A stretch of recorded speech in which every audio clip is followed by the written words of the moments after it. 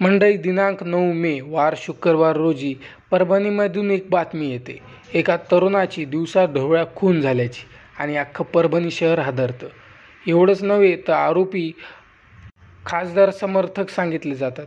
आणि एवढंच नाही तर जो पीडित तरुण आहे तो विठ्ठल कांगणे यांचा प्रिय मित्र देखील सांगितला जातो. आणि परभणीमध्ये जो पीडित तरुण आहे याने समाजकारणातून चांगलंच नाव लौकिक केलं होतं. काय याचा खून झाला आणि याच्या मागची काय स्टोरी आहे जाणून घेऊया या व्हिडिओच्या माध्यमातून. मंडळी, पीडित तरुणाचं नाव म्हणजे विशाल आर्वीकर. याने परभणी शहरात समाजकारण तसेच राजकारणाद्वारे चांगलंच नाव लौकिक केलं होतं. तसंच त्याचा मित्रपरिवार देखील खूप मोठा होता. नुकतंच त्याने महाराष्ट्राचे उपमुख्यमंत्री एकनाथरावजी शिंदे यांच्या हस्ते शिवसेनेमध्ये प्रवेश केला होता. पण त्याचा खून प्रेमसंबंधातून झाल्याची माहिती येत आहे.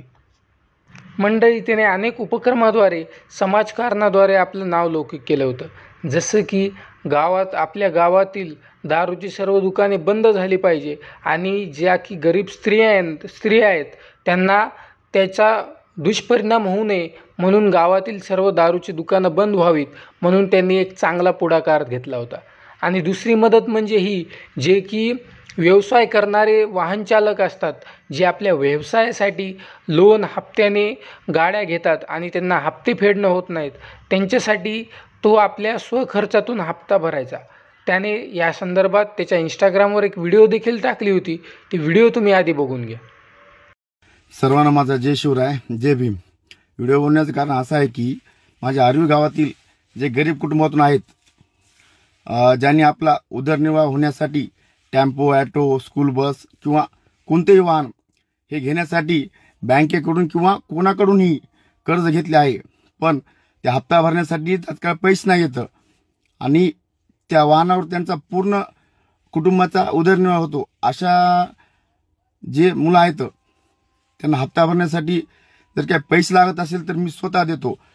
तुम्ही माझे पैसे कधीही द्या, काही प्रॉब्लेम नाही. आणि जर परिस्थिती जर नसेल तर देऊ पण नका. तुमचे 3 ते 4 हप्ते मी स्वतः भरायला तयार आहे. मी काय एवढा पैशावाला नाही आहे, फक्त मला माहिती आहे की बाबा गरिबी जाण काय असते, म्हणून हे जे एक माझे कर्तव्य म्हणून करत असतो. जय शिवराय, जय भीम. तर मंडळी, अशा प्रकारे ते समाजकारण तसंच राजकारण करायचा. पण मंडळी, ह्या विठ्ठल कांगणे यांचा देखील खूप मोठा फॅन तसाच मित्र होता. त्याने अनेक व्हिडिओ पोस्ट करत विठ्ठल कांगणे यांच्यासोबतची मैत्री दाखवलेली आहे. तसंच अनेकदा हॉटेलमध्ये चहा व नाश्ता करत विठ्ठल कांगणे यांच्यासोबत तो गप्पा मारायचा, तसंच ह्या व्हिडिओमध्ये दिसत आहे. पण मंडळी, हे सगळं असताना त्याचा खून हा प्रेमसंबंधातून झाला होता.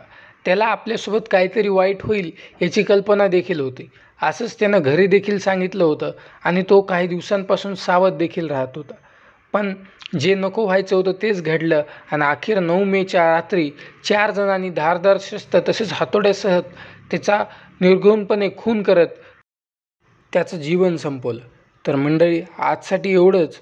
व्हिडिओ आवडल्यास व्हिडिओला लाईक करा व अशाच प्रकारच्या नवनवीन बातम्या बघण्यासाठी रसाळ न्यूज या यूट्यूब चॅनलला सबस्क्राईब करा. आजसाठी एवढेच. जय हिंद, जय महाराष्ट्र.